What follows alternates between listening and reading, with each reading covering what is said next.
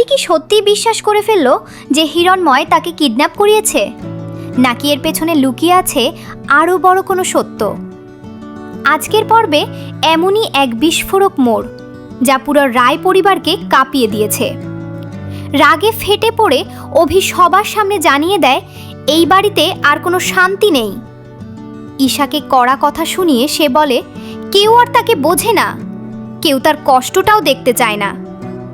কিন্তু আসল ধাক্কা আসে তখন, যখন অভি জানায় হিরণময় আঙ্কেল নাকি তাকে কিডন্যাপ করিয়েছিল যাতে সে কোর্টে পৌঁছাতে না পারে।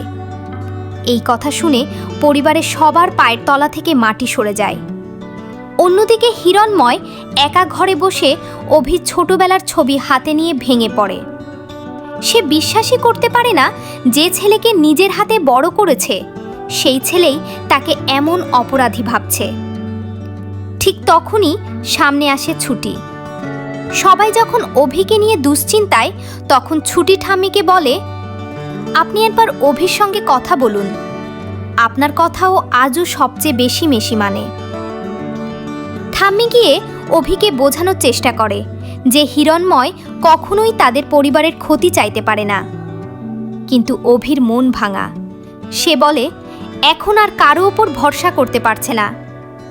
ছুটি শেষবারের মতো চেষ্টা করে অভি আর হিরণময়ের ভুল বোঝাবুঝি মেটাতে, কিন্তু অভি দরজা বন্ধ করে নিজেকে একা করে দেয়।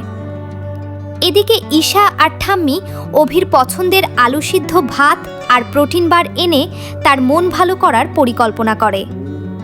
ছুটি সব দেখে বুঝতে পারে এটাই আসল পরিবার, যেখানে কষ্টের সময় সবাই এক হয়ে যায়।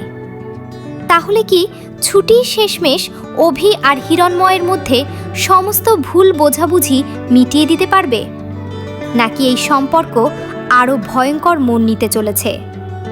জানতে হলে পরের পর্ব মিস করবেন না।